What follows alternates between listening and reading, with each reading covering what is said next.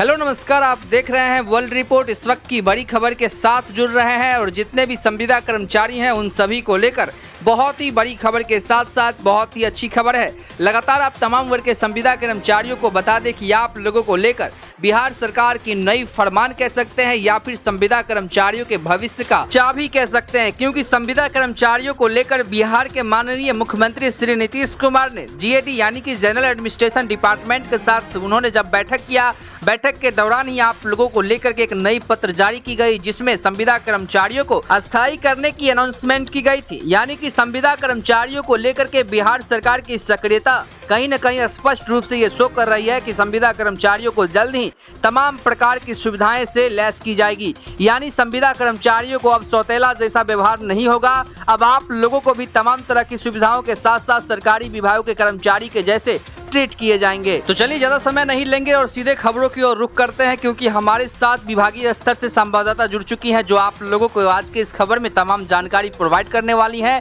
तो चलिए खबर में आगे बढ़ते हैं। उससे पहले आप तमाम वर्ग के संविदा कर्मचारियों से एक छोटा सा निवेदन करना चाहेंगे कि ऐसे ही खबरों को देखने के लिए वर्ल्ड रिपोर्ट को जरूर सब्सक्राइब करके खबर को लाइक करके शेयर जरूर कीजिए, जिससे हम लोगों को पॉजिटिव मोटिवेशन बनता है और इसी मोटिवेशन के तहत हम लोग आगे की ओर काम करते हैं और आप लोग की आवाज को उठाते रहते हैं। बिहार सरकार के कुल 45 विभागों में कार्य समस्त संविदा कर्मियों, दैनिक वेतन भोगी कर्मियों और अवर्गीकृत कर्मियों की सेवा अस्थायी एवं वेतनमान कम से कम सीपीआई इंडेक्स के अनुसार 28,000 से लेकर 32,000 तक होगी, वो भी जीएडी के नियम अनुसार। देखिए, असल में संविदा कर्मचारियों के संघों के द्वारा एक पत्र मुख्यमंत्री सचिवालय में रिसीव हुआ था, जिस पत्र में संविदा कर्मचारियों के द्वारा किए गए कामों को दर्शाया गया था और साथ ही उनके मौलिक अधिकार को भी दर्शाया गया था और अभी के समय में उन लोगों को सरकार के द्वारा जो कुछ भी मिल रहा है उसके बारे में भी दर्शाया गया था। इसके बाद मुख्यमंत्री सचिवालय में वरीय पदाधिकारी द्वारा समीक्षा के लिए उस पत्र को माननीय मुख्यमंत्री श्री नीतीश कुमार के समक्ष रखा गया, जिस पत्र को देखते ही मुख्यमंत्री श्री नीतीश कुमार ने तत्काल कमेटियों को बुलाया और सारी रिपोर्ट देखने के बाद सामान्य प्रशासन विभाग को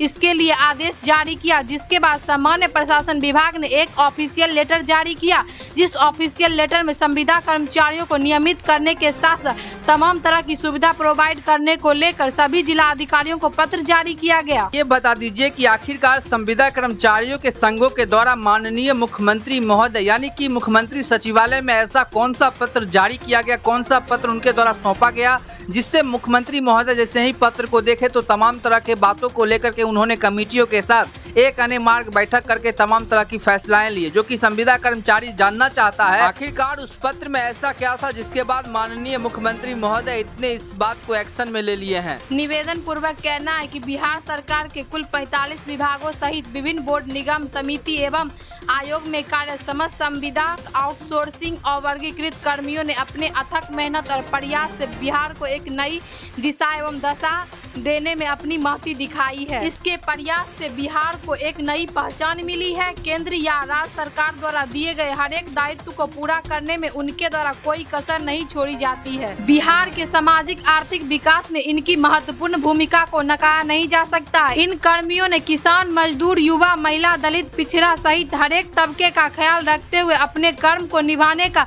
हर संभव प्रयास किया है, जिससे बिहार सतत विकास की ओर अग्रसर है। इसके बावजूद लगभग 25 वर्षों से ज्यादा की सेवा देने के उपरांत भी इन कर्मियों की सामाजिक एवं आर्थिक स्थिति दयनीय है। आम जनों के विकास के रास्ते पर ले जाने वाली स्वयं के विकास में पीछे छूट गए हैं। इसका मात्र एक कारण सेवा अस्थायी एवं उचित पारिश्रमिक का न होना। ऐसे में यह आवश्यक है कि आप अभिभावक होने के नाते संविदा आउटसोर्सिंग और वर्गीकृत कर्मियों की मांगों पर सकारात्मक विचार करने की कृपा करें। जिसके बाद माननीय मुख्यमंत्री महोदय बिहार के 44 विभागों के प्रधान सचिवों के सचिव, प्रमंडलीय आयुक्त, पुलिस महानिदेशक सहित अन्य वरीय पदाधिकारियों के साथ एक अनेमार्ग मुख्यमंत्री सचिवालय में बैठकर बड़े निर्णय लिए, जिसमें क्रमशः 44 विभागों के संविदा कर्मचारियों को उचित वेतनमान, new pension scheme, mediclaim policy, accidental insurance, सप्ताह में छुट्टी, राष्ट्रीय छुट्टी, ईपीएफओ, ईएसआई, अनुकंपा, ग्रेजुएटी, रिटायरमेंट व पेंशन की घोषणा किए। इसके बाद इस पत्र में आगे और मेंशन किए गए हैं, जिसके बारे में मैं बताती हूँ। विदित हो कि बिहार में लगभग 8 लाख संविदा आउटसोर्सिंग और वर्गीकृत कर्मी कार्यरत हैं। इस तरह 8 लाख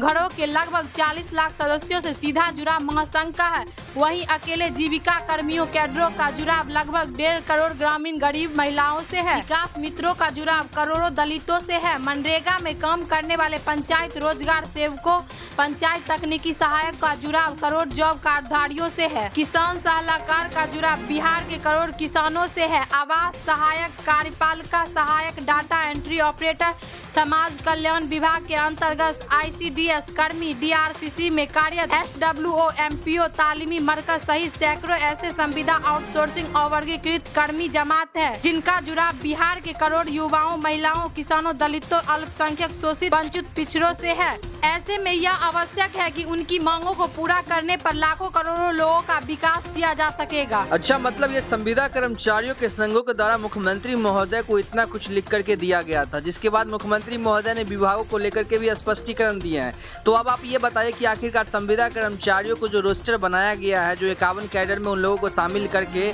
और CPI इंडेक्स के आधार पर उन लोगों को जो वेतन दिया जाएगा, वो कब तक इन चीजों को लागू किया जाएगा उन लोगों के दैनिक जीवन में? संविदा कर्मचारियों को नियमित करने का प्रावधान एवं प्रक्रिया का निरूपण किया गया। इस संकल्प के प्रावधान के तहत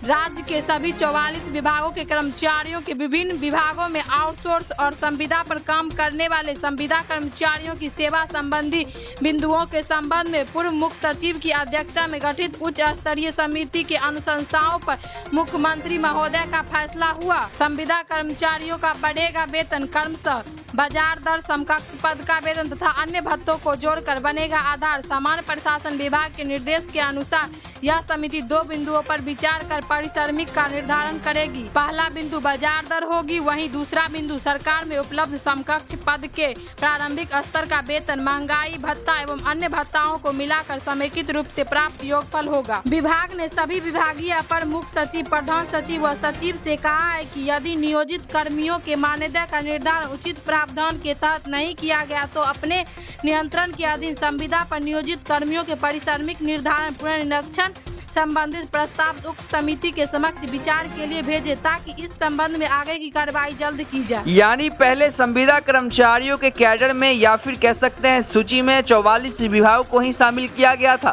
लेकिन अपर मुख्य सचिव के द्वारा संविदा कर्मचारियों के 44 विभागों के सूची को अपडेट करते हुए उसमें 45 विभागों को शामिल किया गया, जो संविदा कर्मचारियों को तमाम तरह की सुविधा देने को लेकर सरकार सक्रियता से इसमें सहमति प्रदान कर दी है। अब जल्दी से कैबिनेट में प्रस्तावित किए जाएंगे, जहां सभी मंत्रीगण के साथ साथ सभी विभागों के प्रधान सचिव, सचिव मौजूद रहेंगे। उनके संरक्षण में उस फाइल पर राज्य कैबिनेट की मुहर लगते ही पूरे राज्य में उसे लागू कर दिया जाएगा, जिसके माध्यम से तमाम वर्ग के संविदा कर्मचारियों को तमाम तरह की सुविधाओं में उचित वेतनमान, NPS, मेडिकल एम पॉलिसी, एक्सीडेंटल इंश्योरेंस, सप्ताह में छुट्टी, राष्ट्रीय छुट्टी, EPFO, ESI, अनुकंपा, ग्रेजुएटी, रिटायरमेंट सहित तमाम तरह की सुविधाएं प्रोवाइड की जाएगी।